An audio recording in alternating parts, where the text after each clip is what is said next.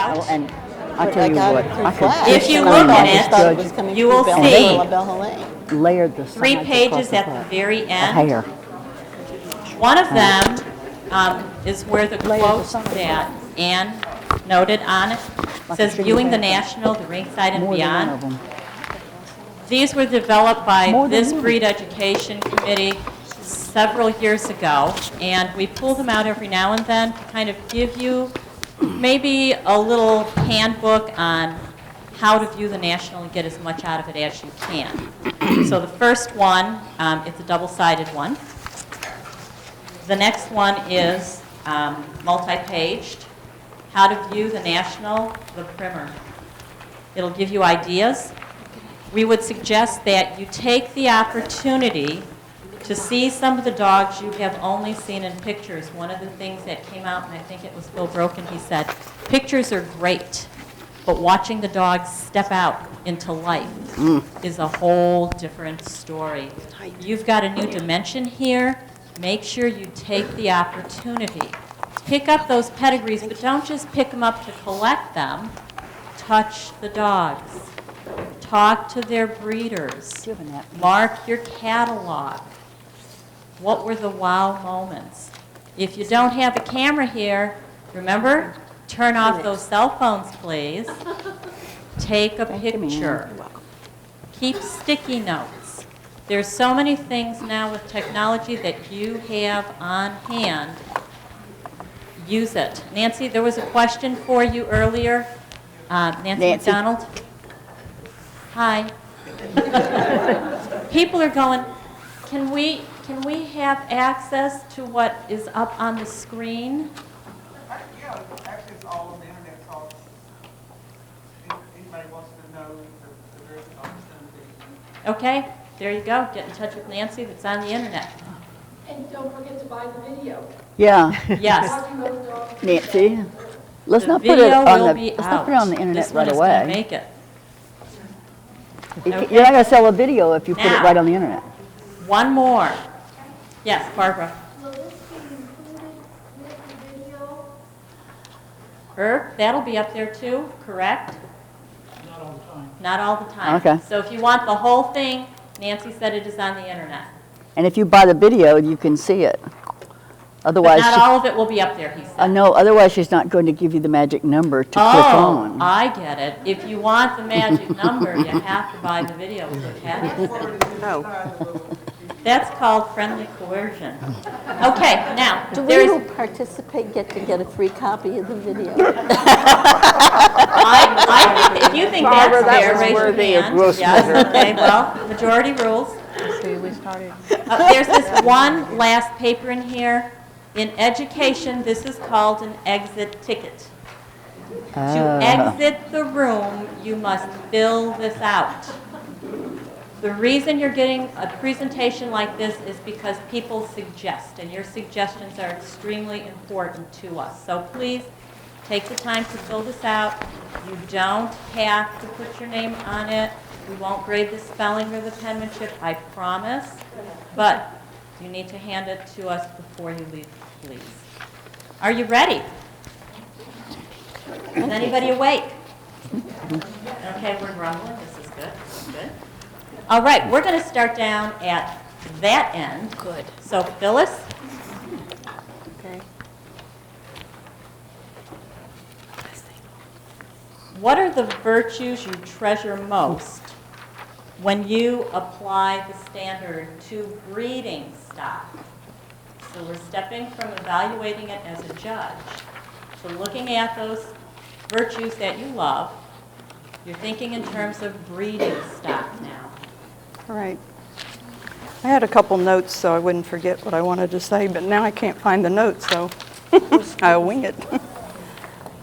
Okay. Is that good? Can you hear her? No. Okay, good. I think that's kind of a double-edged sword, the question you asked, because when you think about evaluating a dog, looking at a class full of dogs or anything else, and you're applying the standard, I would want the same things in my breeding stock that I'm looking for in a dog I see in the ring. Everything in balance, the head in balance to the body, knowing some of the faults that are easy to eliminate. You can forgive a little, maybe, especially on a bitch. I don't think there's a whole lot necessarily you can forgive on a male. But I think in looking at the dogs in your kennel or looking at dogs that you're thinking about breeding to or purchasing from that line or whatever, that you need to think about what's important that the standard says, and that's what you want in those dogs as close as you can get, because they're what's going to produce what you're going to show in the ring. I think that the virtues of expression, the cleanness and lightness of head, all the things that we value that the standard calls for are what you should be looking for in every single dog that you're going to consider in your breeding program, whether it's someone else's stud dog or your own bitch or whatever. You need to figure out what your mental picture is that you visualize when you think about the standard and all those virtues, and they all need to be things that are top priority in your breeding. That's it. Up to you. I'm going to do a Pati and say, or whoever it was, say, would you repeat the question?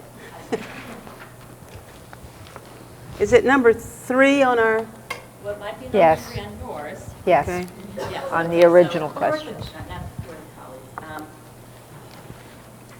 What are the virtues you treasure most when you apply the standard to breeding stock? For breeding That would be stock. number 5. Go down to 5.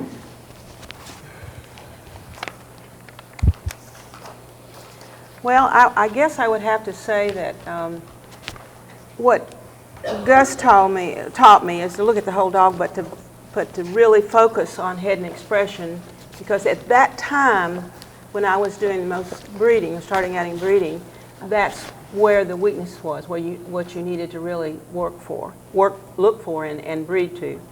And some of the dogs I saw way back then, 2 of them were from the West Coast, and they sort of, from reading the standard and looking at the illustrated standard and what Gus taught me and the dogs I'd looked at up to that point, Champion Incandescent Limited Edition to me was kind of like looking at the illustrated standard.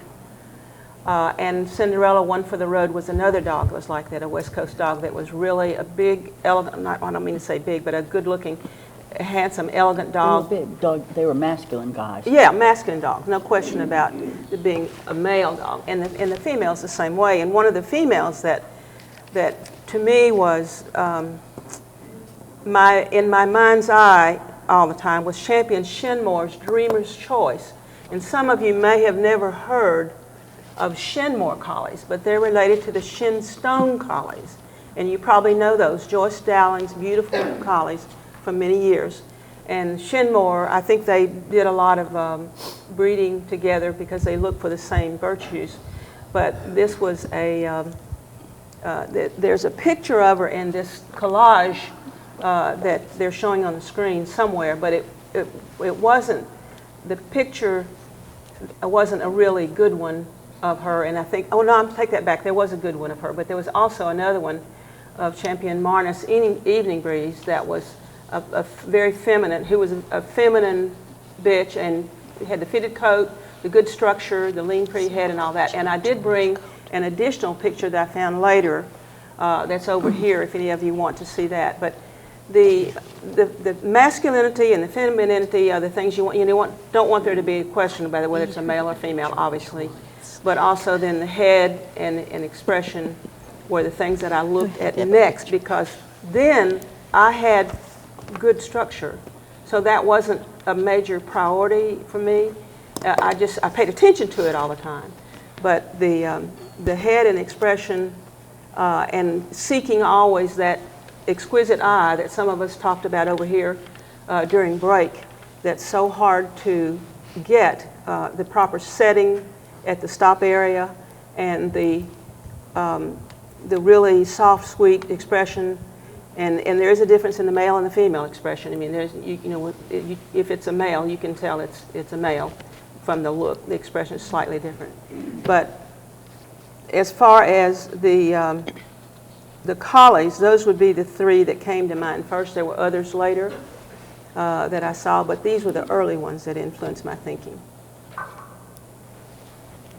I got one over here. I don't do a lot of breeding, but I live through all of you all the time. And I think the one thing that I have to say that kind of came home that it's probably because things that hurt make the most, things that hurt make the most impact. And I think when you had a great dog and it bloated and died, or you had a great dog and it had seizures, it hurt me as much as it hurt you. So I have to say that I want them to be pretty. I love expression. I love characters.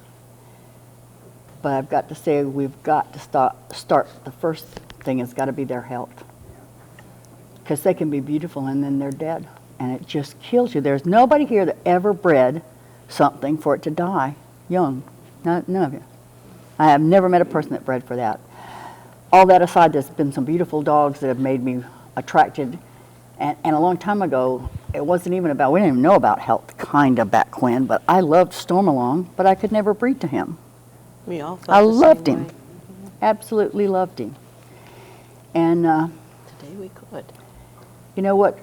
I have a puppy now, and I'm gonna advertise so you can all know. He didn't get to come, but I was really pleased to look when we went through the stuff, and I saw his head and saw his expression when I was judging, and it's like, that's really kind of that is what I want.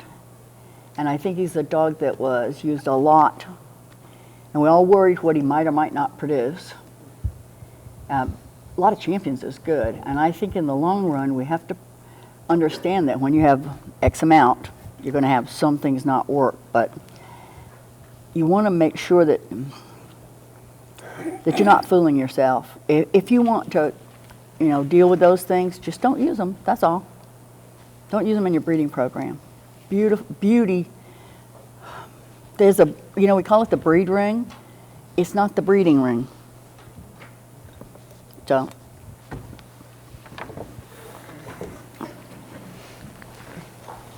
Our dogs live with us, of course, and they have to have the temperament. They have to be healthy and not require care constantly. But they also have to be something that I can enjoy looking at every day, whether they're out in the yard playing, striking a pose, or lying at my feet telling me that they need more attention or a dog biscuit. And therefore, I say again, expression is so vitally important, because you can only have it if you have the combination of the correct eye and the eye placement in the head that is correct, and that gives you that beautiful collie look day in, day out. Secondarily, if I'm looking outside, planning a breeding, thinking about a breeding, thinking about the next generation breeding, I'm not going to sacrifice what we have. Soundness is a given. We're lucky enough to have bred for it, and it's pretty firmly in our genetics, so that we could not worry about breeding to something that didn't have what we wanted in structure or soundness, but I don't want to give it up. And I'd like to make a point here that when I'm judging a dog, it's very different from when I'm evaluating it as breeding stock, because when you're judging, all you're judging is what you see in the ring. You cannot tell what its genotype is. You have the phenotype of that dog there. And unless it's in a stud dog or a brood bitch class, you're not judging their producing ability. You're judging what their parents produced. Therefore, you need to go back, and as several people have said, you need to look at the dogs in a pedigree, and you need to know what their parents looked like. And it's usually the sire that I would think of breeding my bitch to, rather than the dog that I liked. or looking for a bitch in that family. And I've been fortunate to have dogs come into my life that did fill the eye as well as the heart. When Mrs. Browning gave us Champion Tocallan's Golden Ruler, I mean, that was a dog that once you live with a picture like that, you know what true elegance is. This is we looked for and could not find a copy of the picture of Ruler that's usually used. It's in color, and he's standing there, just being his magnificent self. But this was as a young dog, but he's not groomed, he's not posed. He had an abundant coat, but it fitted him beautifully, and he was not scissored to give him that beautiful arch of neck. He wasn't trimmed, obviously. And I think that's Mary Beresford holding him for John Eklund, who took so many wonderful pictures of Mrs. Browning's dogs. When Mary Kittredge went to sail around the world, she left Champion Kittredge Temptress with us. And we tried unsuccessfully to get a litter out of her. So she had promised other friends that they could try also. So we sadly gave Liza up. And when she had a litter, Mary let us have a puppy, which everything in the kennel goes back to ever since then. But that was another dog that filled the eye. And there is nothing like having a great dog living with you to give you a picture to be able to interpret the standard. That's Liza in the single picture, and that's 3 generations in Flagstaff in the snow at Forest Houses. Adventurous is on the right, Temptress is in the middle, and Magical, the Great House Scott, is on the left. I think she was still a puppy. But Mary's dogs had it all. Talk about getting close to meeting the standard. They certainly did. And that's, I guess, all I really need to say. Bill. Yeah. I think one of the temptations that a judge has to be careful about is that when you're in the ring, you've got to be careful that you don't judge them like you would breed them. And to me, it's almost apples and oranges, because when I'm breeding a dog, I know the dog's faults. I mean, you're seeing the dog constantly all the time. You know their faults. Whereas when you're judging them, sometimes you don't have enough time to find all of their faults and or all of their virtues. And that particular type of collie that you like may not be the best dog in the ring that day. There are other types that you've got to appreciate, and I try not to put the breeder's hat on all the time when I'm judging. In olden days, I think this was done more often, where a judge would find a dog, a male especially, that had a quality that the breed needed, and that judge would put the dog up, because that particular judge felt that the breed needs this. One of our preeminent judges, and a tremendous judge, I can remember the judge telling me at the national specialty that this judge put up this particular dog because of the dog's color. That it was very close between 2 or 3 dogs, but the breed needed this color at that particular time. And that was one of the things that this particular judge decided as a breeder. And I can't really fault that. but it isn't done as much these days, I don't think. Maybe it is. For me, as a breeder, three things that don't enter into the show ring very much, but are extremely important to me is, number one, are the dogs good doers? Do they eat? Do you have to fix special food for them? Do they get diarrhea at the drop of a hat? Do they travel well? Do they like people? Do they like kids? Temperament and their general sturdiness as far as their constitution is concerned. Do they breed easily? Do they have good libido in the males? You have to help them all the time. Those are things that I think are really important for a long-term breeder to consider. And yet, you don't really consider that when you're judging them in the ring. Temperament is paramount because most of our puppies go to family homes. And our next breeders are often the people who got the pet puppy. You know, they loved the puppy. The puppy had what they wanted in a dog. So there, I think there's the difference between the breeder and the judge. Okay, do I have your? Oh, yeah. I'm going to look at it a little differently. I spent time with Florence Cummings and the little old ladies from Oklahoma and learned about the problems that they had to go through. I mean, they didn't have vaccines, they didn't have a lot of things. They had to restart many times. I think the first thing we have to think about is first do no harm. Many of us, I know that everyone on this panel at least, ran into PRA and the Collie eye anomaly when it was first discovered. And we all learned how to handle it.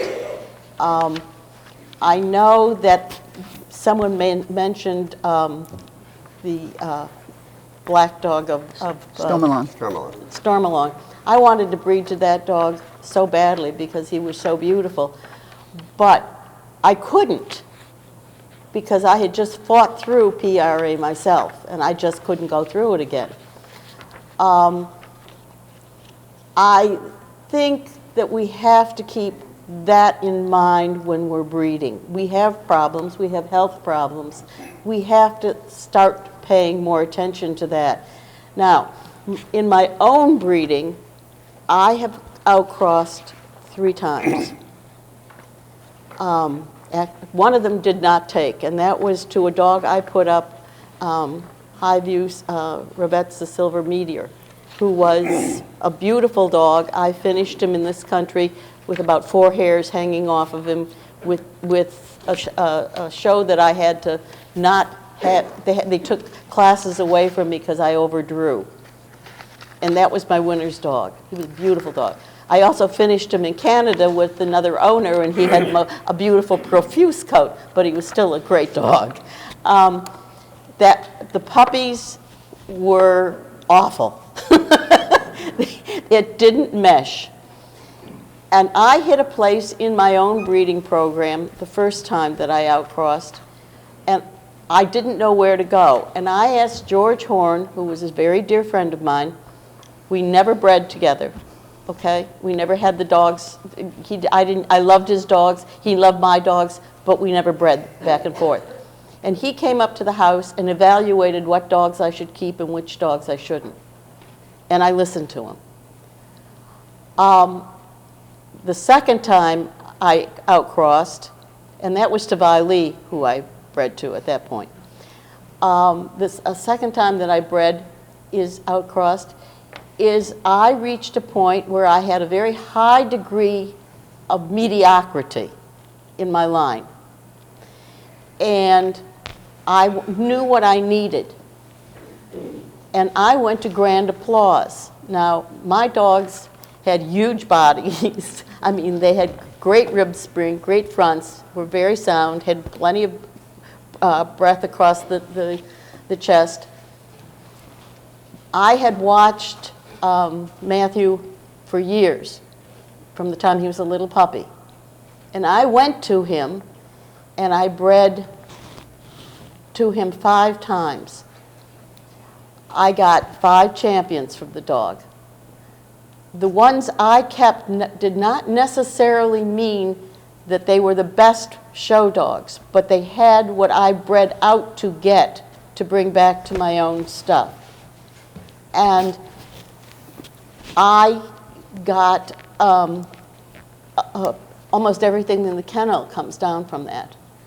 And I think that you have to be able to, and when cut off the fact that you're a breeder and you want to breed champions, you have to go and think, what do I need that will enhance what I am doing? And keep the ones that you don't necessarily think are the best, because you will pick out the ones that look like what you have. And I mean, I sent Bonnie Carey both Reese's Pieces and Medea, who were the best show dogs in the litter. I kept a male from that, and that was Sammy, the entertainer. But I had 2 sisters that came out of a bitch by the name of Creole that I had. And that was Ruby Ruby. And Ruby Ruby was a beautiful bitch. She really was a wonderful bitch.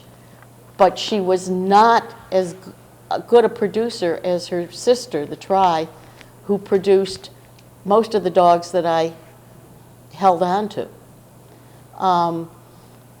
I mean, Ruby Ruby died at my house at 14, but she was not the producer.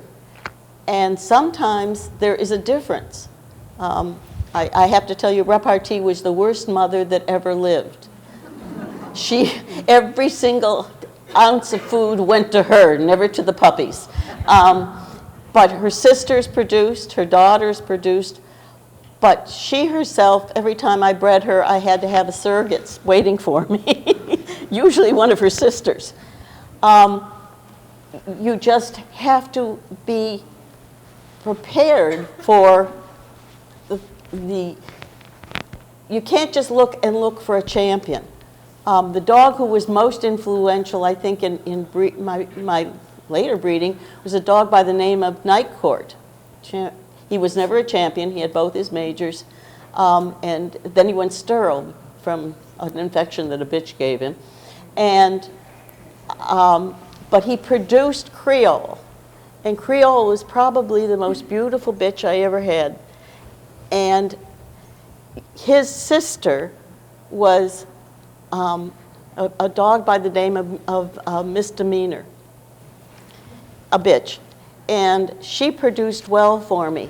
And in fact, if you put Rendezvous, which was from Repartee's first litter, and Medea, Misdemeanor, Panda Bear, as we call her, next to each other, you would say that they were litter sisters. And there's like 30 years between them.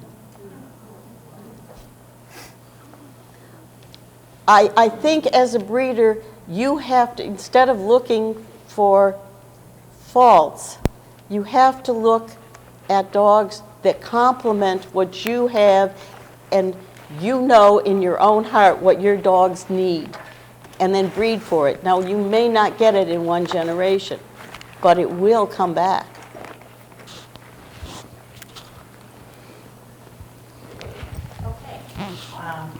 What we have heard is that the virtues our panelists find paramount to keeping our breed, being Collie-ish. When you look at them, you don't want to think they're a poodle. You want to know they're a Collie, is they have to have the health. If the health isn't there, it's not going to perpetuate itself. You need the temperament, because Collies are all about temperament.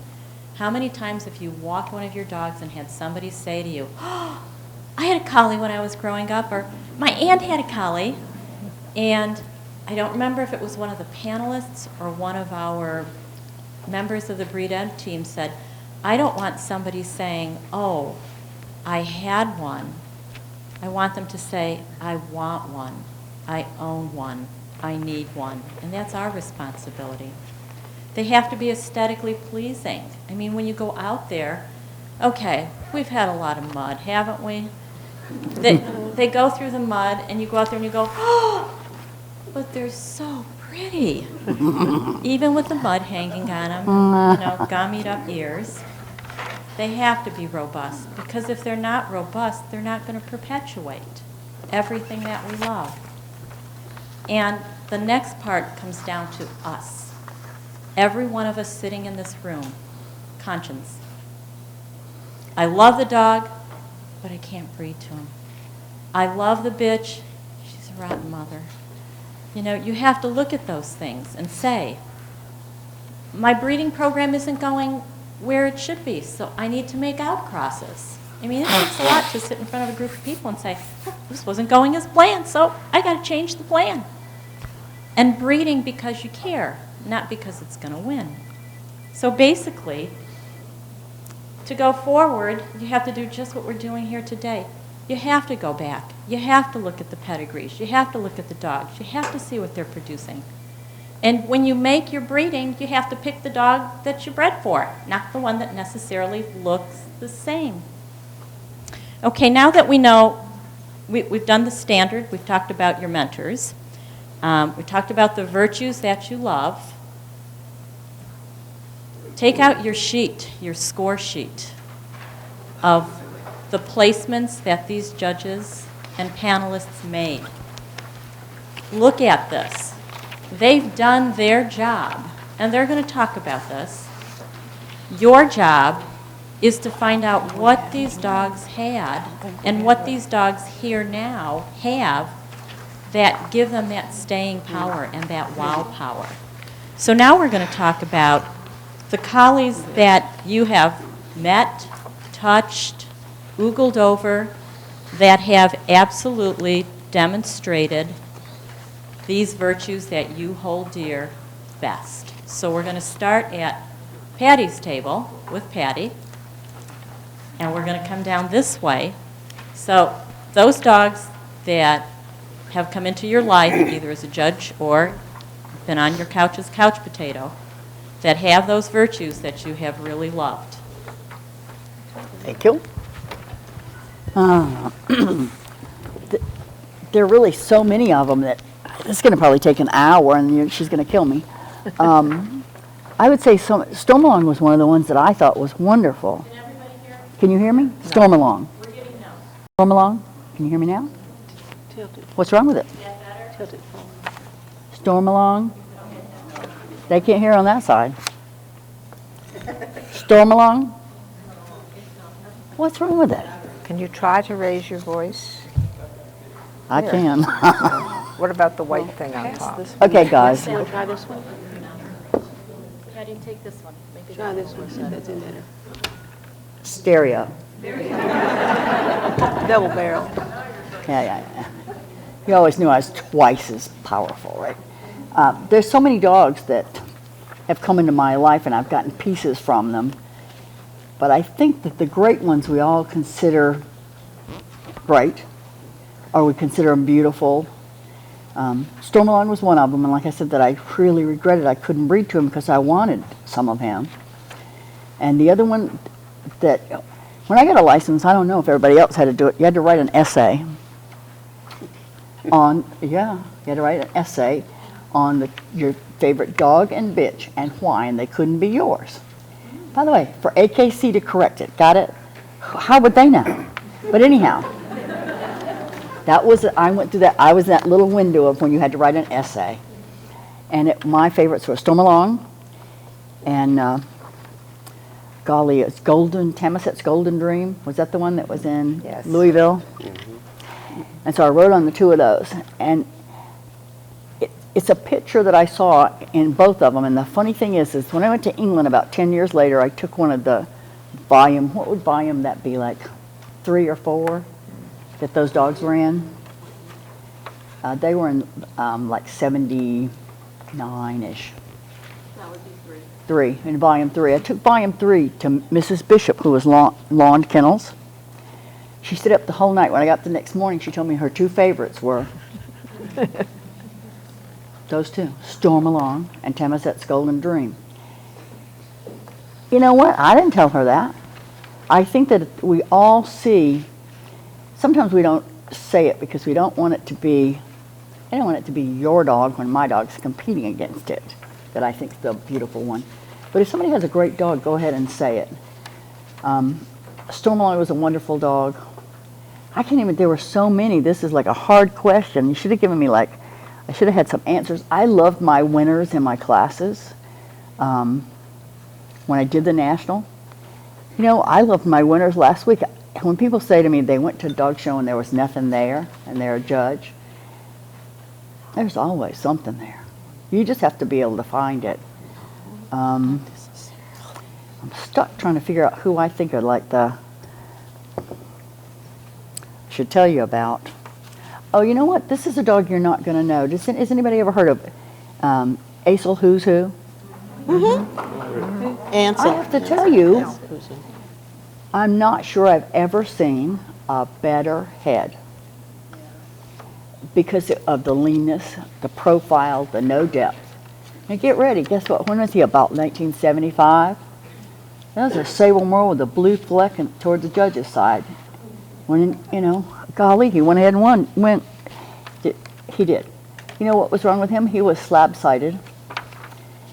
So you could never, you know, here's this beautiful head, but he was slab-sided. I might could have lived through that, but he didn't have good temperament. He had to be shown from the outside the ring. But he was gorgeous, and so I wish there was some way to show you people's heads that they used to have on this one. He was just magnificent. The other one that was magnificent, maybe it comes with legs and slab sides. Asterisk. No. He had a beautiful head. But he was about this tall. That's the shoulder. Wasn't he? No, he was only 25 and a half because I measured him. He was tall. She doesn't have a, you know, now. He was tall. We'll And he all was grant very you leggy, that. but he had a beautiful face. He had a beautiful, you know, planes. He had no depth. He was very clean. I don't know that either of those dogs made big dents. I think that Acel Who's Who made some Yes. clicks A lot along of the stuff way. goes back to Mhm. him. A lot of things may go back to that one. I don't know that Astor's name was Marty. Remember? Marty. Anyhow, I don't know that he did, but he was a wonderful dog. You know, my favorite bitch of all time was like Mocha. No. I loved her. She was like the classic, perfect, everybody needs one. I mean, I would have taken her home like a million times, but I didn't always put her up. I don't think I ever put her down, but she didn't always go best. She might have gone best opposite. But she was wonderful. There's a million more. You know, I'll make a list. There's probably 150 dogs I could tell. And when I say dogs, I mean dogs and bitches.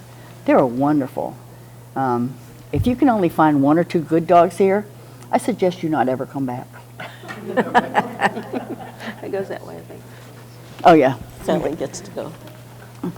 Oh, no, that's theirs, but this one wasn't working, maybe. Yeah, they just need to. You too. Well, I should probably say something about the ones that I did put up at the National, and Spun Gold is a good one to start with, because she was the height of glamour for her day. She was a beautiful bitch, but that was glamour, and that coat would probably not win in the ring today, but she was washed. She had chalk put in and brushed out. She was dampened, and she went in the ring, and she sparkled, which was a lot of the glamour. But Nancy, can you find that picture of Billy's bitch with the arch? I put this in just to show you the way collies used to be shown and groomed. That's Billy Aschenbrenner in 1948, I believe, with the winner's bitch. And she'd probably be laughed out of the ring today, but she was a beautiful bitch. She was I think 8-month-old puppy at that point, and she hadn't come into her own. She was a best in show winner when she was in Coat and Bloom later on. But don't look at the pictures in the old champion books and say, "Ooh, these dogs are ugly," or say that they had no hair, or that, what did people see in them? They saw the quality. And to go back to my other winner's bitch, Sandy Tuttle's blue bitch, I remember riding up in the elevator midway through judging, and Bob said, well, have you found anything? And I said, yes, I have found a bred-by bitch that it'll take something really good to beat. And there were some really good bitches in the open classes in American bred. But this was just a beautiful, typey bitch. Not fancy, not showy, but quality all through. She did produce very, very well for Sandy. I think just about everything that comes down from Arrow Hill since then goes back to Shandy. But that was the best bitch that was there that day, in my opinion. As far as quality, I have to agree about Mocha. The first time I saw her, Bob put her up in California, and she was in the 12 to 18 class, or should have been, between coats, and he had a lot of beautiful, impressive looking bitches, but she just had the quality that stood out. And I saw her, practically every year from then on until she was retired, and that was about as close as you could get to the standard. Another bitch that I really loved was the 2J's bitch, Fancy, that John Buddy's breeding all goes back to. She had the same quality, and I guess it's just a coincidence that it's the mahogany sables that I could give you one after another. Some of the other Arrow Hill dogs were Arrow Hill, Oklahoma Tornado, and who again was a really quality dog, not as elegant as some, but a stud dog type. And again, there are so many collies that go back to him. I'm trying to think who else I have here. We've been lucky to own some bitches. My first champion is the one that's in just the front view, Mistress Mine, and we lost her. She's over here somewhere. There. She was right next to Collie. There she is. And she went to the CC of A and won her class, and our other bitch won her class, and so she got handled by my mother, who really didn't like to be in the show ring very much. And a puppy that never won another point went up, and Ed told the judge afterwards, well, what did I do wrong? I know that wasn't the right thing to do. He said, well, at least you could have picked one that was a good color. But we were lucky to have some other, Raquel maybe. Yeah. Her great-granddaughter did repeat it, and I like to point out the guy with the long hair standing behind Ted Paul, who I think was incoming president maybe that year. Yeah, he was. And that was one of those collies that I talk about, like her grandmother Kilt, that to live with was to know what would fill the eye and what would be your aim to keep breeding that kind of collie. A couple of others, let me see. I had 3 blue dogs, but I don't think chances are ever got in. No. Anyway, I just wanted to show that type continues. This dog is a great-grandson of my other blue dog, wherever he is. Great-great-grandson, maybe. Going back to that tricolor bitch that you saw that had no hair, Enchantress of Bill's. The Tell's dog that got cut off in the picture that I saw. And we saw a dog just last month, in February anyway, that it could have been a litter mate of the same type dog and completely different breeding, but the great ones come together. They look alike, and that's what you what you're looking for when you're judging. Thank you. I guess yours works. So, I'll pass that back. I'm mainly going to talk about some of the older dogs and not the ones that, are present right now. But Baymar's coming attraction was always a picture dog for me. And I remember flying down to the Nationals that Laverne was Oklahoma. Walker.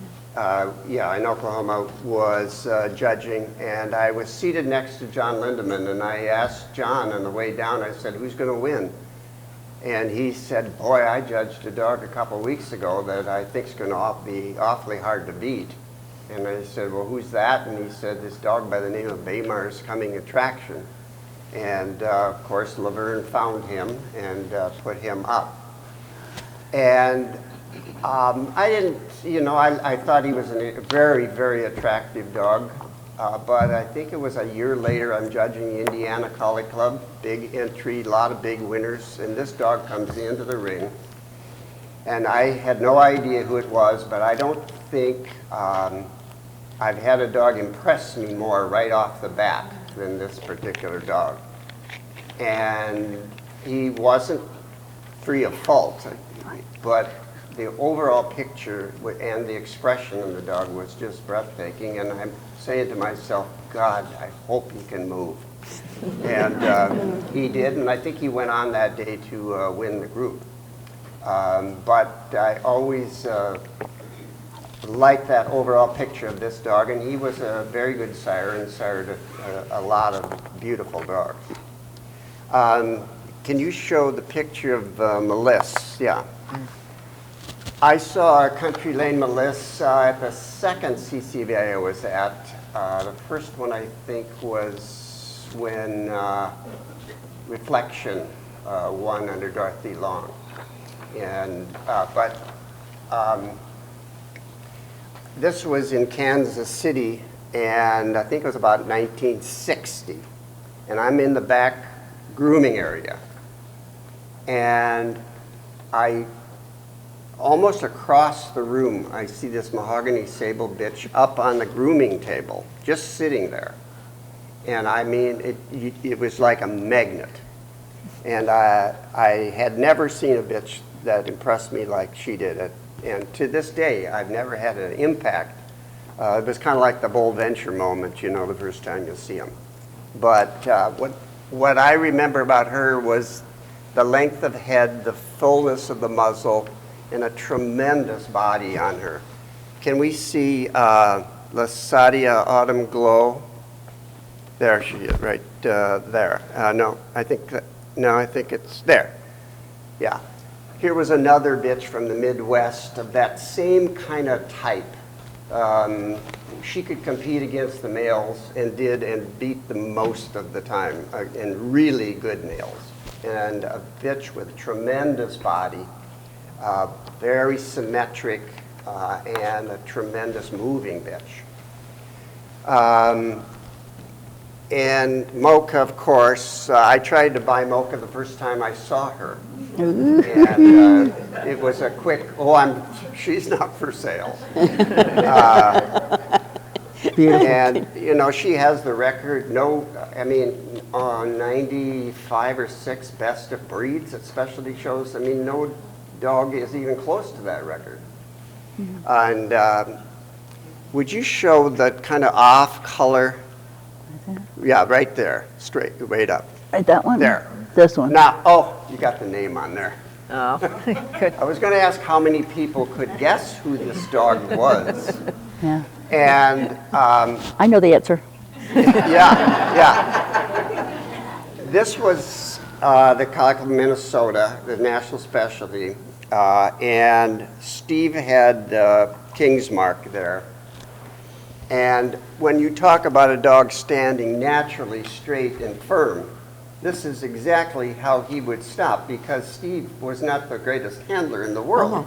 He would just hold on to the dog, kind of like Glenn Twyford did, and the dog showed himself, really.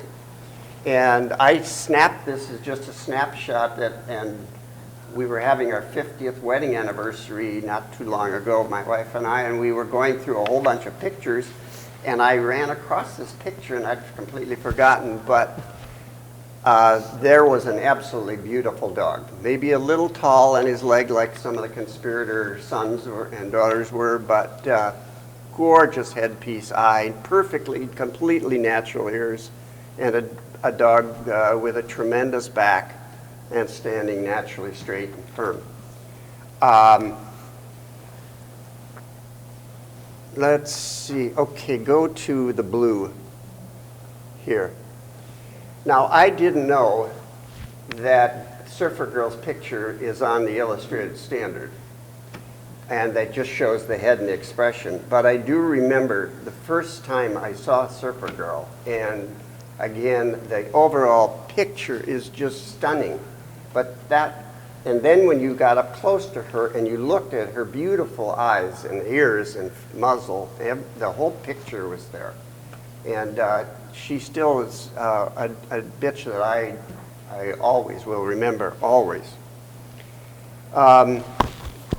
Let's go to this dog by Melissa. Next, keep going. Oh, no, the other way. Second to the left. Okay, now, this is Dynasty. And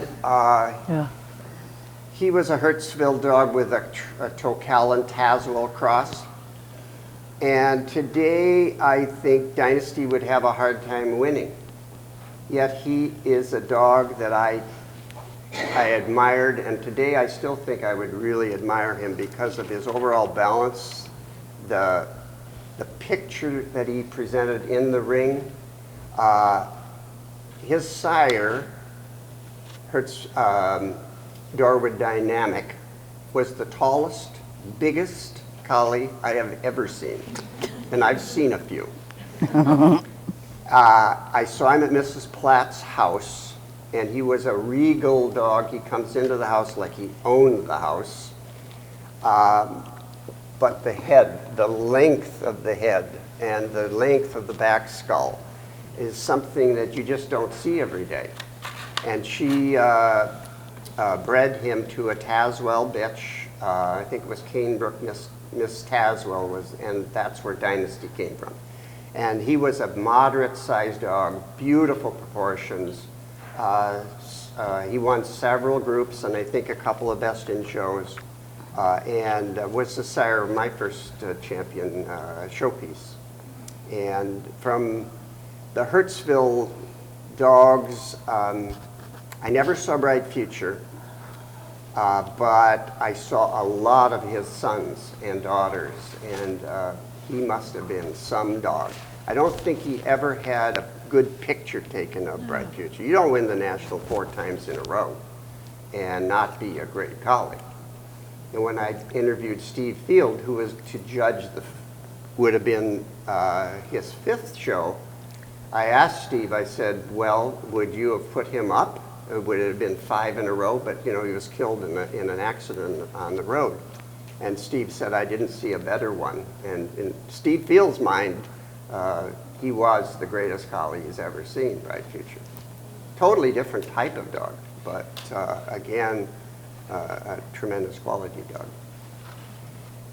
So those are the ones, but there's a lot of them that I do remember, but coming attraction for males, and I still think Melissa is, she's just unforgettable. Okay, here goes. First of all, I have to tell you that on my list, of course, was Stony Kirk Reflection and his daughter Malin Welcome Reflection, because that's always been my image of the collie. And Aaron's Own Gold Rush was a beautiful, first of all, the Aaron's Own collies probably have been forgotten because you have to go back in the pedigrees to find them, but they're behind almost all of the Brandwin stuff from one place to another. They're behind some of the Wind Call dogs, believe it or not. And Brian and Bridie Carabine were marvelous breeders. And she was by Aaron's Own Competition and Gaylord's now, I'm sorry. New Star. The Star, I can't remember her New whole Star. name. Yeah. And then, of course, I loved Sally's Kittredge Kilt and Mistress Mine. One of the dogs that is very important, at least to me, in the Brandwin line, was Royal Gold, who was by Casanova out of a bitch that was Mistress, what was her name, Mademoiselle, who was a tomfoolery daughter. Now, that's important because he was the sire of Brandwin Bayberry Miss, who was another beautiful bitch who was out at the same time, and there was just one after another that we could see when I was living in New York. Also, by Casanova was Glenn Knowles Spun Gold's sire, who was Glenn Knowles Knightswood Sky. And Sheldon produced some very nice bitches. He would not show. He would stick his tongue out at you and go bleh. But in the 1964 National, both Best Opposite Sex Smooth and Best Opposite Sex Rough were by Sheldon. And I'm getting to where I was going. Edith took Glenn Knowles Spun Gold and bred her to tomfoolery. And that is where Flash Lightning came from. And he was a big dog. Not a high dog, but he had a lot of bone, a lot of body. He was a good moving dog, and he had a beautiful head and expression. He was just really lovely. Flash Lightning, I'm going back to Sheldon a minute because that is the sire of my foundation bitch, Crown Royal Midnight Mood. And she never finished her championship, and she was the devil to show, not because she wouldn't show, but if you carried any food in with you and you hadn't hit her across the top of her head, she would rip your pockets off. I bred her to Flash Lightning, and out of that I got Repartee, Burnt Norton. We bred her twice actually we bred her 4 times, Hocus Pocus, Mingus Dynasty, and First Edition, which was Barbara Cleek's dog, Charlie. And I took Mingus Dynasty and used him and bred him to Repartee children. And I carried on that line for a long time. Now, everybody here, and I don't care what anyone says, every one of you has a special dog that no one can criticize you for. I mean, you can't criticize me about Repartee. I mean, I'll kill you. That's true. And she was just an amazing bitch. She didn't lose. In fact, the first time that I showed her was up in Colorado, and she won the sweeps, and it was Kiki Khan who was judging. And no one knew me because I had just moved out to Oklahoma and went up with Etta Forrester, and we stayed there. And I can remember Kiki Khan looking at this bitch and saying, "Who are you? And how the hell did you get this bitch?" And that was exactly what she said to me and put me in the corner. All right? And of course, she won the fraternity, and she was, at this point, 6 months old, and she went reserve. It was her only reserve that she ever got. Impromptu Burnt Norton was a very tall dog. He was high in leg.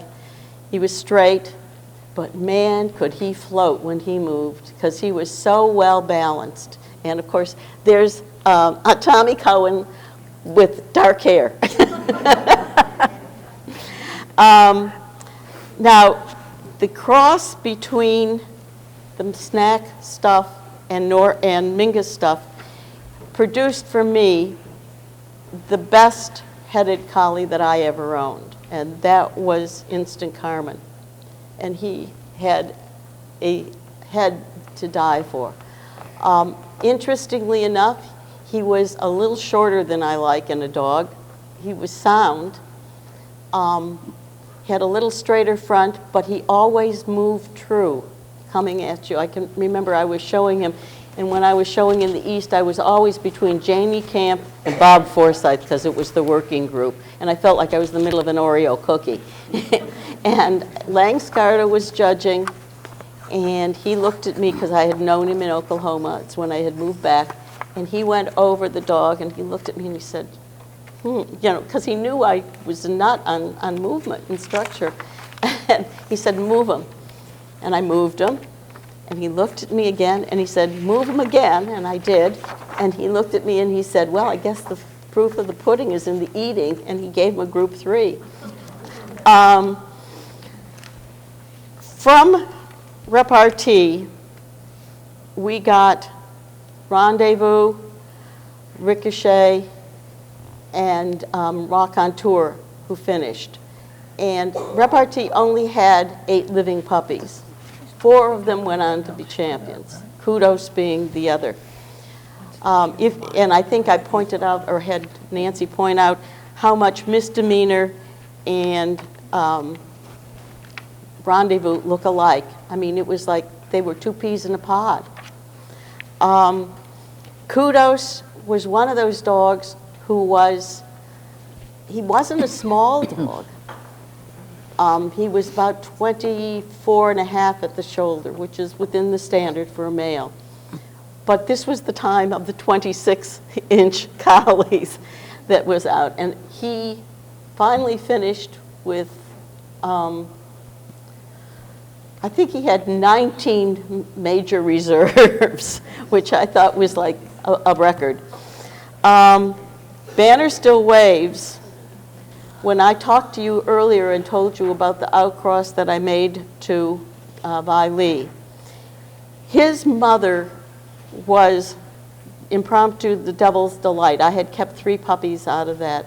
And Devil was a dark mahogany, kind of a little bitch, but she produced Banner Still Waves, of course, who went out to win the national, winner's dog at the national. Banner Still Waves produced the Bandit, which who never showed because he got a ripped ear. But he produced Night Court, whose picture you saw. And this was very interesting because I think in breeding, you have to really kind of look at who's producing what to whom. The Bandit produced Night Court. Night Court produced probably one of the best bitches I ever owned, and that was champion Impromptu Midnight Dancer. And she was the dam of Written on the Wind, and she was just an exceptional bitch. Sally used to call her the Black Snack. Okay, from him I got Cal Storm's. He produced 18 champions. He was not bred, 17 champions.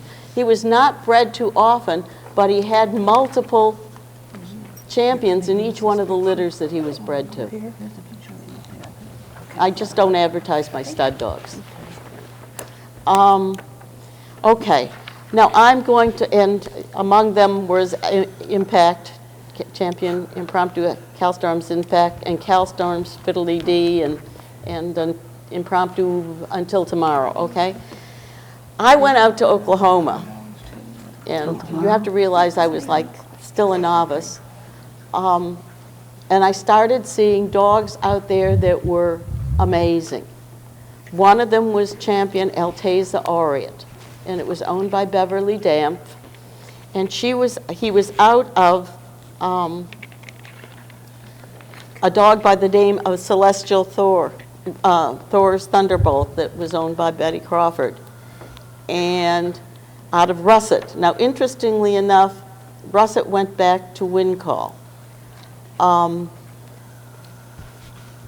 Thor Thunderbolt was out of Alteza Silver Lining, who was a magnificent bitch that Bevy Damp had bred.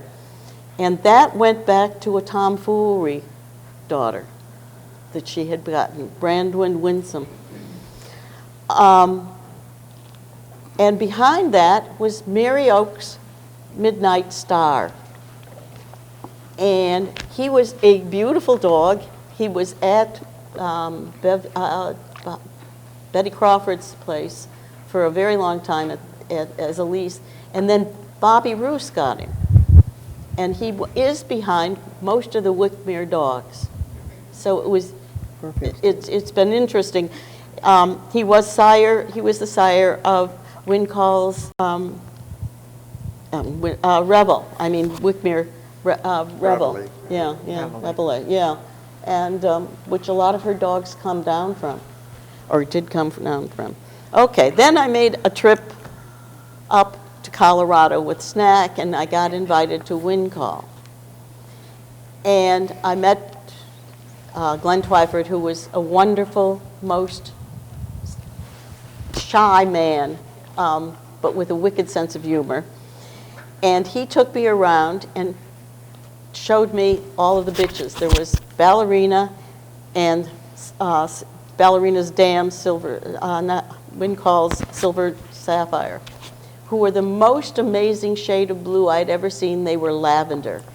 And behind this was my first collie that Marty and I had with Clifford. And Clifford had a lot of the Wincall behind him and had that color. And I got to see Wacoon, who was Clifford's grandfather. And he was a beautiful dog. Now, if you had ever talked to Glenn, Wacoon was his favorite dog.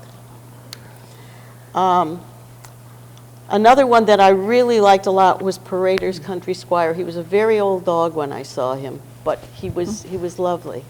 That's Ballerina. And another dog that I saw when I went out to visit with Dot Girth was Champion Socrates of Girthstone, who was a beautiful dog. I mean, headpiece that was just like glass.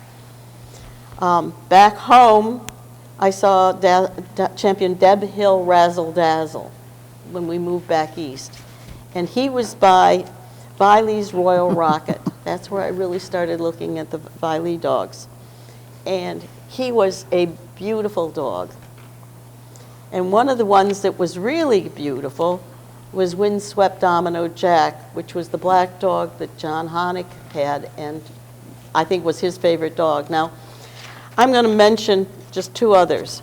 A bitch by the name of Highview Rebet Smith, who was just lovely. I saw her first when I came back. And you'll see a picture of camaraderie because I have to tell you the story of this. That's John Honig grooming one of my dogs at his show. He stole a towel from the hotel and he went to work and everybody stood there with their mouth open because they didn't believe that John could groom, but he was a master groomer. When I had repartee and I was still living in Lawton, Oklahoma, I had read about a number of wonderful judges and people in collies, and one of them, of course, was Orrin Kem. So I promptly said, oh, he's judging in Phoenix. So I loaded Norton and Snack in the car and drove 1,100 miles by myself to go to Phoenix to show to Orrin Kem. And I saw, when I got out of the car, the first person I met was Betty Crawford, because it was like I got in at about midnight and she was walking solo in blue. And I went, I got to meet people who I had never known and had never heard of, some of them. And I saw at that show a dog that I thought, two dogs that I thought were marvelous. one of them was, of course, the dog was High Man of Arrow Hill. And he was standing there, and he went winner's dog that day. Snack went winner's bitch, but that's okay, too. But his son was there. And for the first time in my life, I stood and looked at a Smooth and thought, oh my God, this is a marvelous dog. He's beautiful. He was sound, he was funny, he had a great personality, he had a beautiful head, presence. He was just marvelous. And of course, that was Black Hawk of Kazan, and he went winner's dog and best of winners in Smooths that day. And I followed him through from one place to another. I saw him at the National in '67 where he was winner's dog. And I saw him when he went best of breed in 60. I can't even remember the town, and it's in Massachusetts. Worcester. 1970. Worcester, yes, Worcester. Thank you. 1970. And, sat there and just applauded him. And he, when you see greatness, you recognize it. I don't even remember their faults. I can't remember their faults because their beauty just stands out in my mind. And I want to tell you something. I think that we've misused a couple of terms. I think that all great collies look alike because the closer they are to the standard, they are going to resemble one another. The differences in them, or the failings, or just even differences in them, are the things that their breeder can live with, and that makes type, but it doesn't make them any different than the other great dogs that are around. And I have a quote that I want to use that I think is very important, and it comes from, hold on, Percy Roberts. Percy Roberts was a breeder, a handler, and a judge. And he said, the breed standard is the blueprint. The breeder is the builder, and the judge is the building inspector. Thank you, Barbara. And Oh, am I next? Oh, you coming this way? Those two. We're the only two left. Moi? Okay. Which one? Can you hear me? Can't hear me? Yeah. Now? Okay. All right, I'm going to do this from a little different perspective, and that is talk about the two nationals that I judged, and then about the dogs that I put up, and then who also put them up, or who I put up that someone else did. And because I think this is very interesting that, like Barbara just said, you recognize the greatness. The first time I judged, well, let me start with the first show, which was in 91? Yeah. 91, and Phyllis judged that same show. I did dogs at that show. And my winner's dog was Halcyon, I think I'm pronouncing that right, Golden Vision, a sable dog owned by Carol Phelps, the great collie artist. Most of you know of her. She's done some beautiful, beautiful work. And the story I heard later, now this dog went around the ring barking the entire show. And I'm not a big fan of barking, but nevertheless, he was a beautiful dog, beautiful balance, a really lovely head, and great personality, obviously.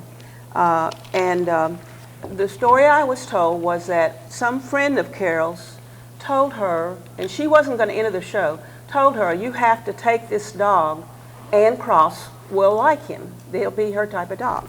And as it turned out, of course, I didn't know all this, but it turned out that happened to be the case, and he was my winner's dog at that show.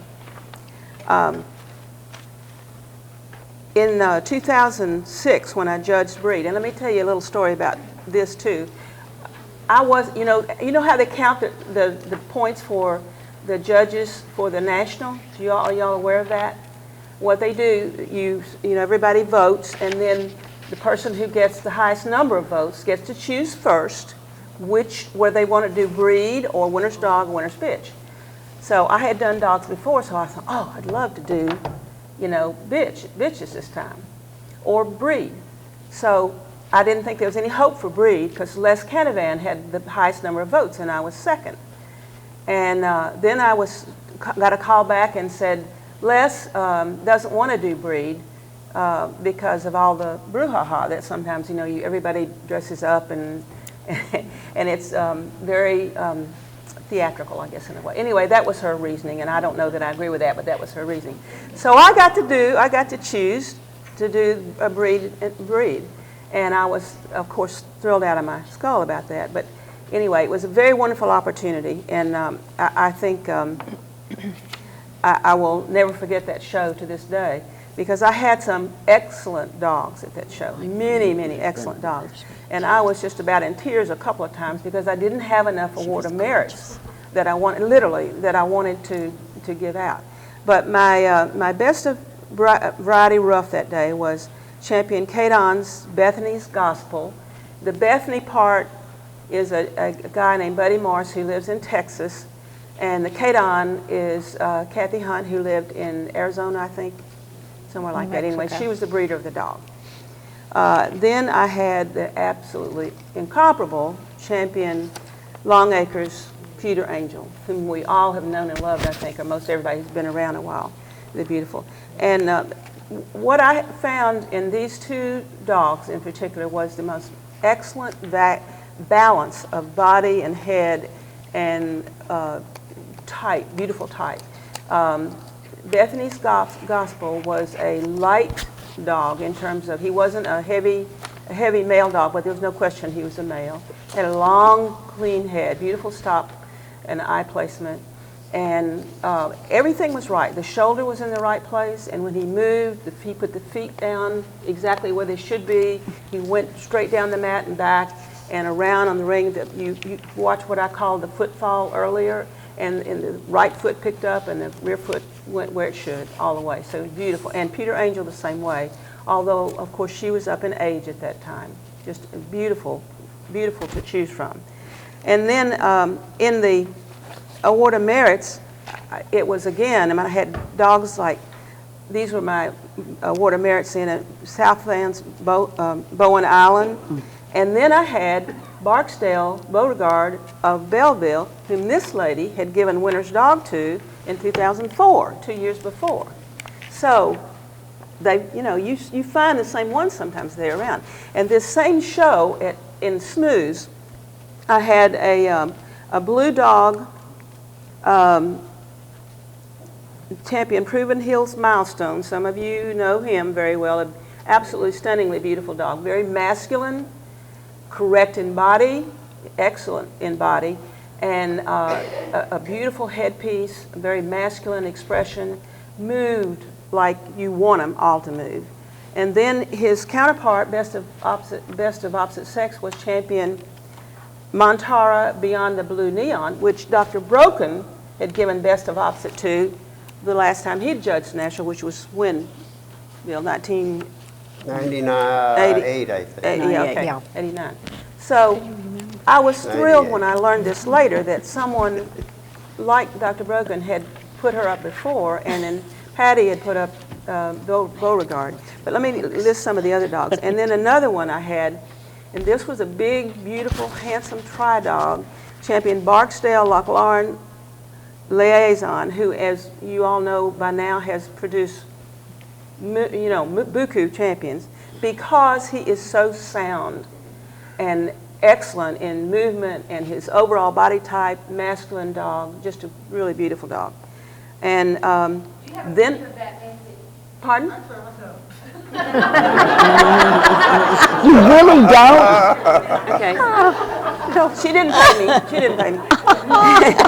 And then I had, this is a dog that I made an absolute fool of myself of when he was shown and this was a dog that wasn't shown until he was about 7 years old, because he was co-owned by a handler, and she had dogs obviously her client dogs came first. And so I was at a show in Knoxville, and it's when our East Tennessee Collie Club had gone up and joined the 5-day cluster up there, and we had really good entries. And Merrill and Bussey was judging that day, and I was sitting at ringside, and in walked Tartanside Vanguard.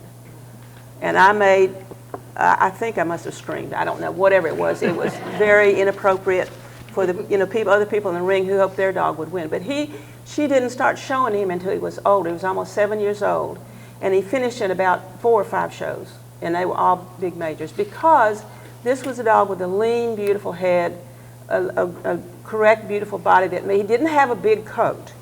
He didn't have probably enough coat for some judges, but he did for me because he was so excellent everywhere else. And then there was also this beautiful golden sable bitch in there, Tartanside Foolproof, who was another one of my water mares, and she's another one that had excellent body structure, movement, head, expression, everything you'd want. And again, you see now why I'm saying I was almost crying when I only had 10 or 11, whatever it was, to award. Then I had Champion D. Haven's Memories Maker, who was a big, handsome dog, who, by the way, is from Tennessee now, but he wasn't. He's made his mark in what he's produced and his wins already, and most of you have seen him. And another dog, Champion Silhouettes To Die For, I'm Smoking, was a blue Merle dog that was another one. Again, this balance we've all been talking about of body and his coat, fitted, beautiful coat, and he had the right texture. He moved well. And then the last one, some of you who had seen this one might have been a little puzzled because she was very light in coat too. She was a bitch from the West Coast, Champion Heatherland's Eden Rock Legacy. And she was a beautiful, low-slung, excellent body, movement bitch, lean, pretty head. And I think in 2007, one of her kennel mates, at least, won a big class under Doris Waterman in Charlotte. And I think it was either the bred by or the American bred class. Anyway, again, another bitch from this same breeder who were excellent in structure. I mean, this breeder just wouldn't accept anything less. Excellent in structure and beautiful, clean, pretty heads with gorgeous expression that any of you would have, you would have said, I don't care if she doesn't have a lot of coat right now, I'll take her anyway. She was that pretty. That was the same year that Rosebank, Loch Laren, Keep It Secret was winners, and I gave her winner's bitch. And that, it was just a really excellent show that I had so many good dogs, and I thought, we're in good shape. We're in good shape. We're doing some really right things to have this many really beautiful collies at the National. I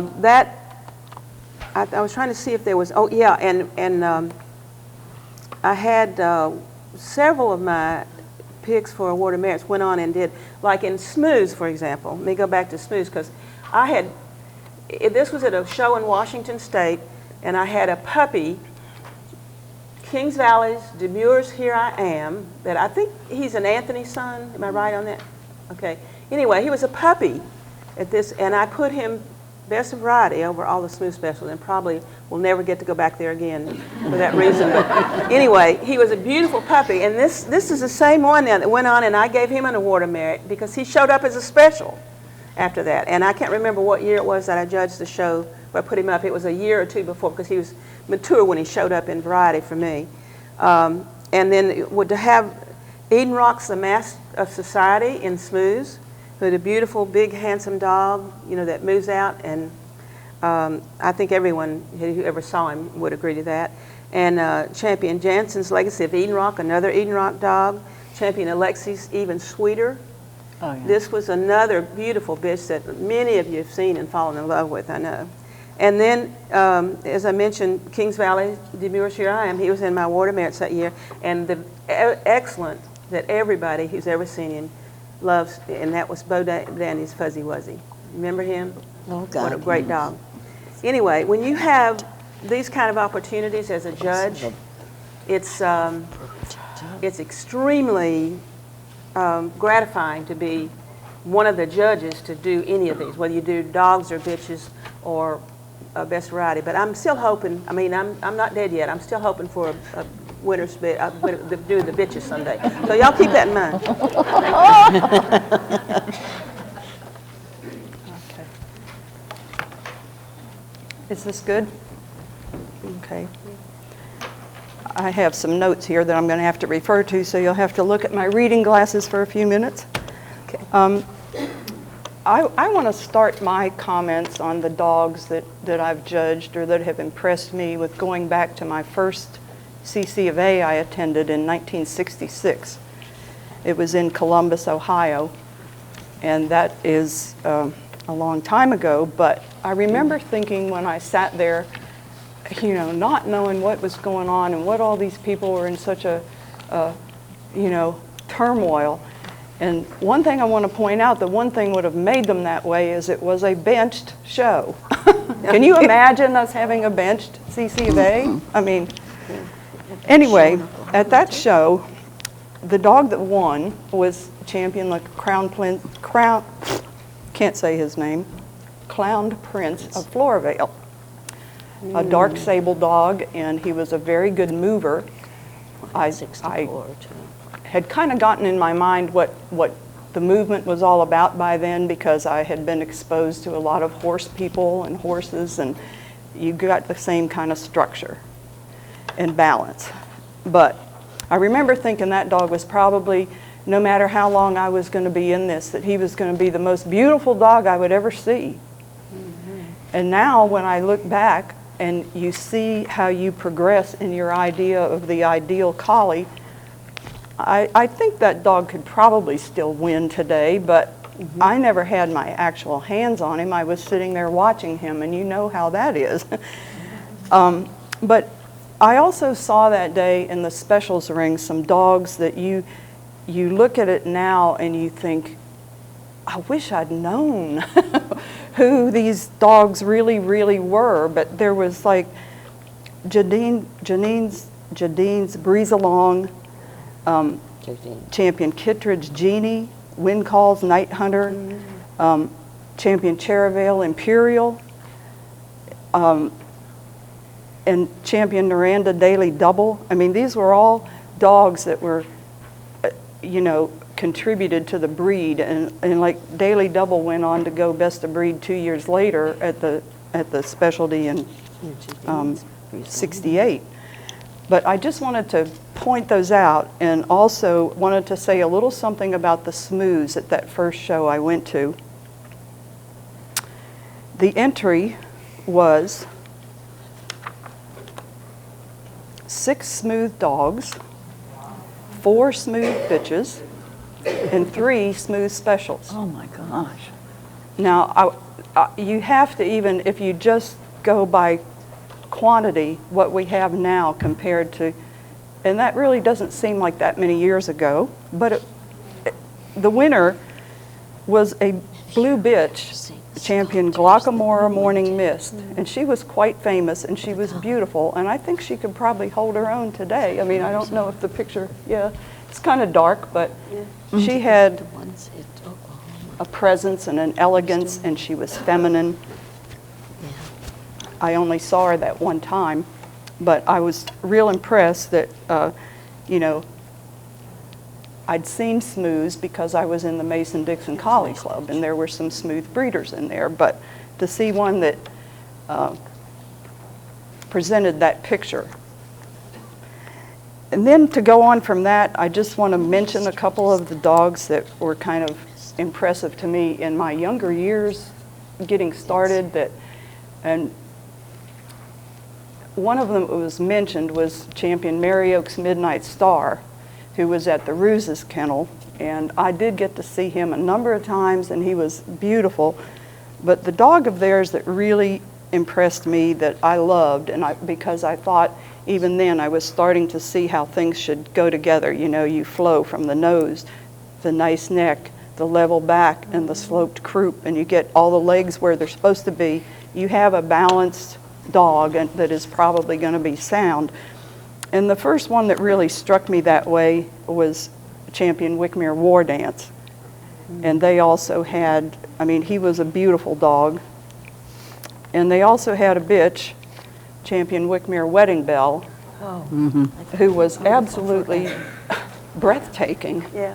I mean, she had, someone may say she almost might have had excessive That was coat. when all pictures were in black and white. The pictures were all black and white. I Nothing mean, like, nothing does credit. the point I'm going to get to in showing these dogs is that they were all dogs that I realized later as I progressed through my mental image, they were balanced, every one of them. And I think when you see the rest of these, you'll understand that is really important to get that, because they have to be able to do what they were bred to do. But anyway, going on from there, well, there was another bitch that I wanted to mention that and this is kind of comical because just recently I was able to talk with Joyce Dowling about this bitch. Her name was Champion Shenstone Diamond Tiara.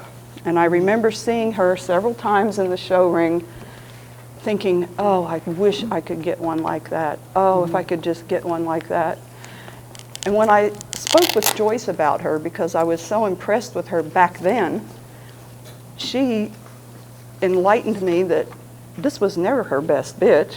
And she had this wrong and that wrong. And I mean, it was just kind of funny to think here was the breeder who was willing to tell me all the faults and kind of shatter that image I had that I wish I could have one like her. But anyway, she was one that I also thought was very pretty at the beginning. And then you start going through the years and you know, maybe you understand a little more about expression and how the collie is, you know, that regal picture. And I think probably another one that in bitches that has been mentioned is Champion Marna's Evening Breeze. Another beautiful bitch put together. Stormalong has been mentioned and Mocha's been mentioned. Champion Venice's Midnight Express was another dog I thought was very balanced and very beautiful. He could move. And then this dog has also been mentioned, so you can see that some of us like the same kind of thing, but this was Champion Seagor's Grand Applause. But one show that I need to talk about that,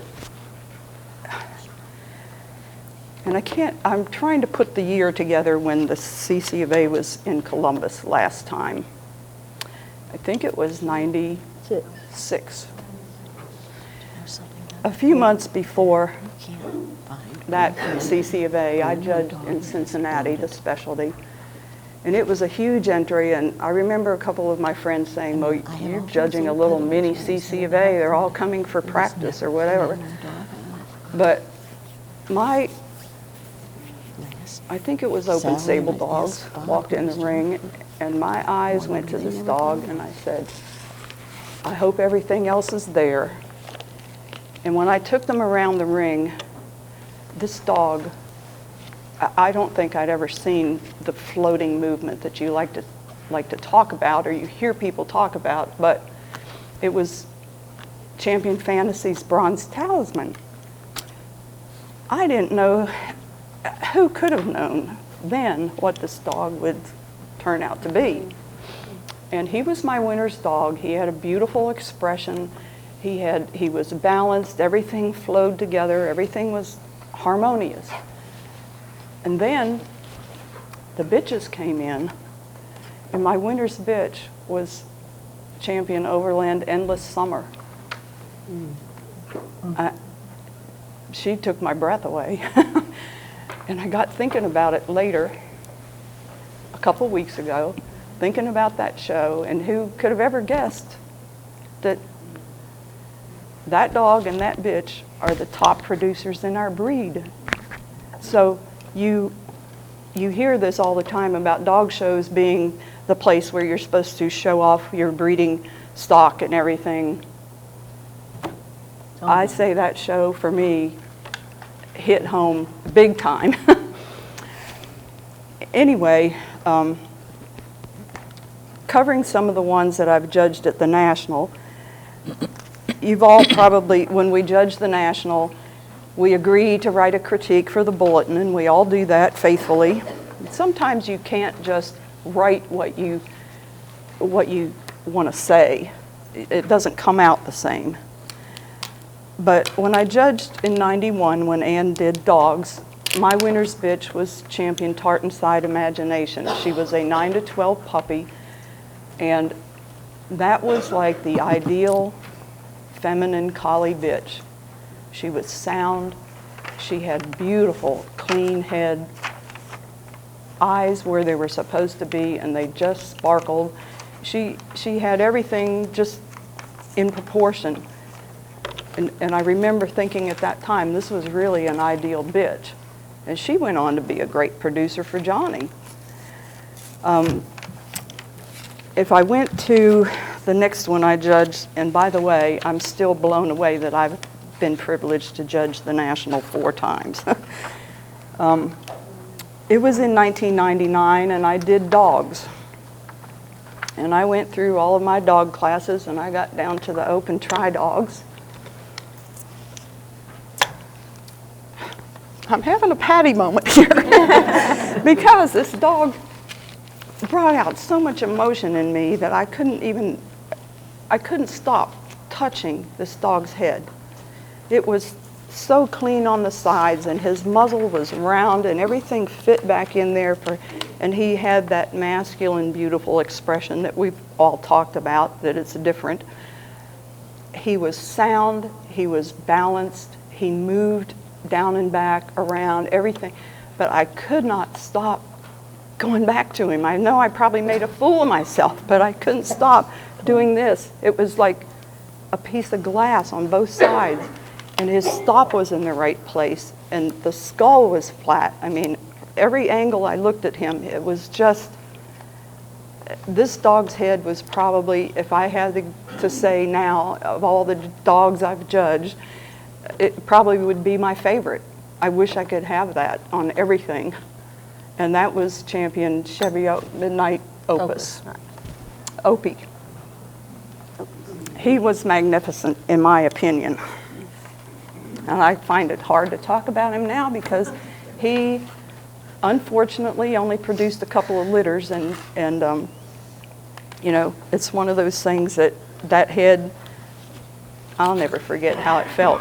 As long as I'm in dogs, or as long as I live, probably I'll never forget how that felt. That smoothness was incredible. And other dogs that have impressed me over the years, one that had like the kind of muzzle, you hear someone talking about a full round muzzle, and they always do this, right? When they describe it, was Champion Shaymont Top Billing, who was another, you know, dog bred by the one that bred Stormalong, Linda Sanders. I judged him, I think it was in '79, and he had a beautiful face. You can see how that muzzle, well, you can't really because it was a black and white picture, but it was beautiful. And another dog that's been one of my favorites, and this is hard to talk about too, but shortly before the CC of A in California in 2000, I judged the specialty in New Orleans, and again, it was another try dog, and I do like tries, but Champion Barksdale Beneficiary. He was a young dog, maybe, I can't remember how old, maybe 14, 15 months, something like that. Gave his owner, handler, a little bit of unruliness and difficulty in the ring, but he was another dog and is another dog, and I've gotten to know him since he's been older, and all those virtues and qualities that I loved when I judged him are still there, and he's like 12 years old. Full round muzzle, I think, yeah, we got the head shot, that's as he is a little bit older in that one, but he was also a dog that was balanced with his legs under his body where they were supposed to be, and everything just flowed together. And he has one of the sweetest personalities, and I wouldn't know that just judging him one time, but I have gotten to know the dog over the years, and he's a very sweet-natured, perfect temperament for a male collie. I just want to make sure I cover all my winners that I had made some notes. Well, you heard about Imagination and Midnight Opus. Another dog, when I was talking about Midnight Opus, another dog I wanted to mention that has that's, and I don't know, he may be here at the CC of A, but he has that same cleanness on the side of his head. His face is different, but he has the same beautiful flat, and that is Champion Galatian, or Good River runs through. His head is very smooth and clean, just like Midnight Opus. In 2005, when I did bitches, I had the rough bitch, blue Twin City Windlair Anthem. She was, someone used the word down there, I think it was Sally used the word glamorous. And she was that, but that's not all she had. She had an outline, elegance, her head was clean and smooth, in proper balance, the length to her body. I mean, she just made a beautiful, feminine collie picture. And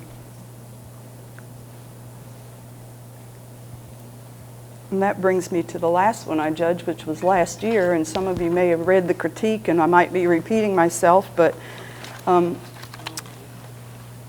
want to talk about the two smooths first that impressed me, and that was my winner's bitch smooth. That was one very balanced dog. Everything about her was in balance, and you had to see her move before you appreciated all of it. But she had everything. A clean head, pretty expression, her eye was dark. But when she moved, you could see her muscle. I mean, she was so in condition. Her muscles were in tune with her legs, and she just floated around the ring. And my other smooth bitch that I had judged several times before, and to see her as a veteran and see all the qualities still there and the movement still there, was Champion Kingsmark First Impression. I've judged her several times, and I've always appreciated her virtues, and she really can move. And then my winner's bitch, the rough bitch, Champion Country View Broadway Star. Well, first of all, the smooth bitch, winner's bitch, was Champion Thistlebray, the devil in her, and she is from a breeder in Canada. But she just had great muscle tone and balance. But Country View Broadway Star was in the American bred class, and I don't mind admitting that that was probably the toughest class I had to judge last year, because there were so many in that class that were deserving and beautiful. And like Pati was saying before, you just have so many that you can't say enough about some of them that you saw. But that bitch was a standout from the first time I put my eyes on her, and she had some of the prettiest lines, and I hope I'm making that, when I say lines, it's that, again, that flowing harmony that you see when you see a dog that is properly built. And she was. And she also had just a very beautiful head, muzzle, eye. Her expression was beautiful. And I was just very impressed with her. And as for all the, that's probably all the ones that I can, don't think I missed any that I meant to mention. So if you had looked at all the pictures going together, you know, they all seem to me, when I look at their pictures, not even if I didn't remember what any of them looked like or felt like, they all had that same look, balance, level backs, everything that Cellular as this bitch. everything that you look for, or that I look for, plus the expression and the head pieces. They're supposed to be inclined to lightness, and I can only think of one time when I had to put up a dog that had a big heavy head. She's a pretty bitch. Okay, That's so it. the great ones all look alike. The words that we heard in this thread of tapestry is that they're classic, they sparkle, they're typey, regal, symmetrical, proportionate, have personality, exude presence, balance, and are unforgettable.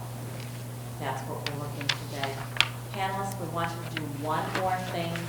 We want you to be brief when you answer this, just a couple statements. What do you believe the current statement of the breed is relative to the quality and presence of these virtues? We will start with Sally. Okay, just say it once more. Okay. All know what. Okay, here we go. The current state of the breed relative to the qualities and the presence of the virtues we have talked about today. Just Having looked at all of the beautiful dogs that are still with us today, this may come as a shock. But in the words of my second favorite Minnesota, good enough is not good enough. And I don't feel the breed is in nearly as good shape as it should be. When we started out, we had a lot of problems to deal with. Health problems for which there are now genetic tests which are not being used enough. The breeders that went before us had even worse problems. The vaccines had not been invented to cure all the problems. And today, I really think breeders have it a lot easier, but they're not living up to what they should be doing with the breed. I feel we've fallen into too many traps. The excessive coat, that I'm still seeing far too many small eyes that can't give that sweet, sweet expression. And I think we could do better.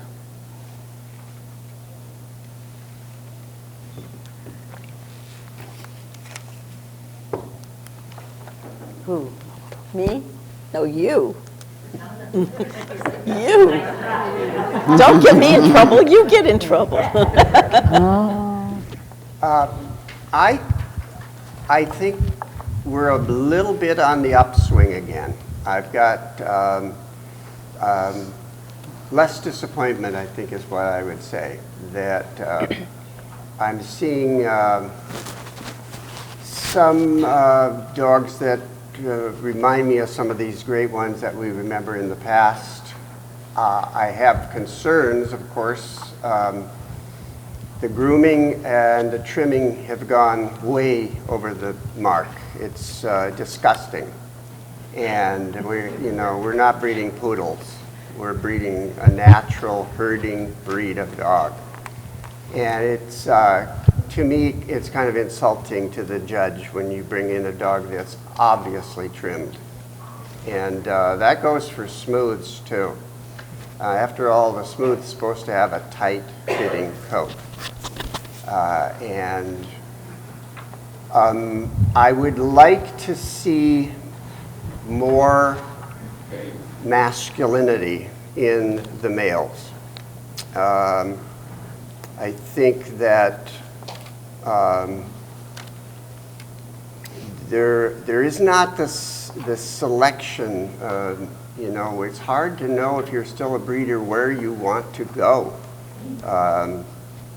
There's a handful of dogs that are doing all of the good siring, and that's never a real good place for a breed to be. There've got to be other sources. And yet I have faith in the Collie breeders. I mean, we have a terrific organization in the Collie Club of America, and we try hard, the Collie Club of America does, to do the right thing. I do think we really suffer in not being able to raise as many puppies. You don't have quite the selection. You don't gamble like you used to. I'm going to try this, because each litter is so precious, because we don't really have that many bitches, each one of us, with few exceptions. But I do think I think we're making some headway in the last few years. I feel better. Thank you. All right, when I came in the early 60s, I never saw a bad front in a collie. I saw some strange rears, but I never saw a bad front, which is, according to a lot of the people who write on movement, the front is more important even than the rear because the front holds most of the weight and sets the pace. I'm seeing dogs now that have no breadth of chest. They don't, I mean, if you feel them, you can't even find the sternum, and they're supposed to have one, okay? I think that we have made a caricature of the collie. I think stops in many cases are too deep. They look Sheltonized. The grooming is almost as if you were grooming a Sheltie, which has a whole different standard in legs and rear and head than what we have. And I have found some beautiful dogs, and they are still out there. But on a whole, I think we have a high degree of mediocrity in the breed and very few great ones. And to find the great ones, people have to take a chance. And I don't think anyone is taking that chance. I mean, when I say take a chance, I remember hearing about Mrs. Browning, who used to keep her Roman-nosed bitches in order to make sure that she could get full round muzzles. No one took those kind of chances. It worries me because I'm seeing things that really bother me a great deal. Right now I'm seeing all these hair hanging off of the front pastern, and I think it's because they have weak pasterns, and those dogs could never go out and go after sheep. I mean, they'd get caught up in the brambles. I mean, you're supposed to be showing a natural dog. I'm seeing hair that's about this long on the rear hocks. Well, that's what the Shelties do because their standard says you got to have enough bone because they really worry about the spindly part that they were getting in their breed. We never had that problem unless we're breeding it now. I think I came up in collies at a very good time. I'm not sure that I'm seeing the same qualities that I used to see. I can remember the first national that I really paid attention to it, and that was in San Mateo. And I can remember that there were about 12 dogs in that ring who could, and some did, and most of them did, had or would do it in the future, win the national. I don't see that anymore. Thank you. Phyllis. Is she going this way? I'm sorry, I don't. Well, of course, you ask if, how you see the breed now compared to when you started. I kind of came into it in the early 60s too, and I remember the big thing, and they all talked about at these meetings and stuff, was cowhawks. I knew what cowhawks were. I had a herd of cattle. But they were all concerned. So the things that we've improved on and just about eliminated are almost eliminated. But I think over the years that now, and since I've been able to have the opportunity and privilege to judge at the National this many times, you see faults that seemed to be a big deal when you were in your early years, like undershot bites and falling down lip lines and deep heads. They're pretty much gone. We've made great improvements in the head, which is an important part of the collie. But I agree with whichever, I think maybe two of you already said, the bad fronts and the legs. The layback of shoulder isn't there, and the legs are up too far under Their ears. the ears, or even the eyes, some of them. That makes a huge neck, but it doesn't flow, it doesn't have a curve, it doesn't flow into the body, it comes straight up. I think that's our biggest fault in the breed, is the fronts. I think we've made a lot of improvement in the head over the last 40 or 50 years, and I think it's going to continue to improve because we have some beautiful headed specimens out there. But the eyes, yes, you're going to find small eyes that don't give off that soft, sweet expression. But those things you can try to work on while you're working on fronts. I don't think there's as many of that type of eye as there are pretty correctly shaped eyes. But I think overall, in the years I've been in it, I think that the head has improved tremendously. We've eliminated some other faults, and we've certainly eliminated not all of the medical concerns we have with our dogs. We need to work on that as well as the what we're looking at. Thank you, Anne. Go to you. Can you hear me okay? Okay. No. All right. Now get it closer. Oh, okay. Well, I'm going to be number 4 on the concern about fronts. This is something that Dr. Brokken wrote about in his critique in the 1991, I think it was, nationally judged. And it was the year he put up Montero's the blue neon as best offset, and then I did the same thing in 2006. But he commented then about his concern about shoulders layback, front movement, and this is how many years later, and we're still talking about it. That doesn't bode well. We do have a working dog that has to be able to do the job they were bred for, and all you performance people who work your dogs, you know how critical that is and how important it is, because when a dog is jumping, like an agility, you can get shoulder damage if you don't have the correct shoulder layback. All right, and that's one issue that I've been worried about for a good while too, because as I said before, I came up looking at dogs that were built right, and I was taught to look at the profile and the overall outline of the dog.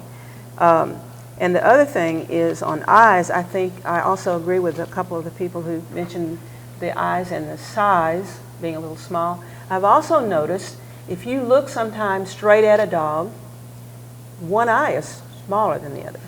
Have any of you seen that? Yeah. See?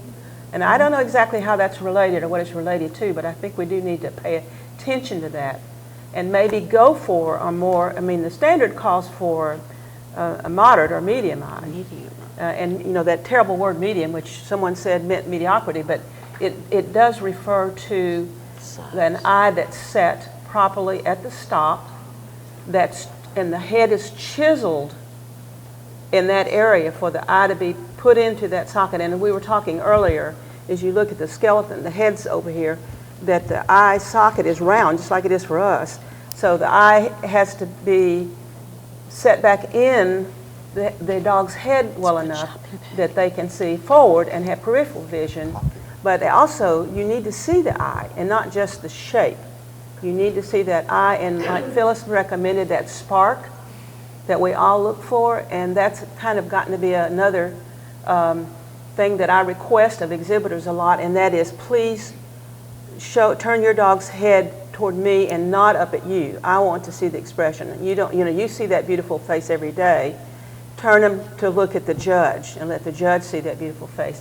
And when you do that also, you lower the chin of the dog, and if there's anything going on with the neck that shouldn't be, or the layback of the shoulder, it's going to be very apparent when you're showing that dog like this.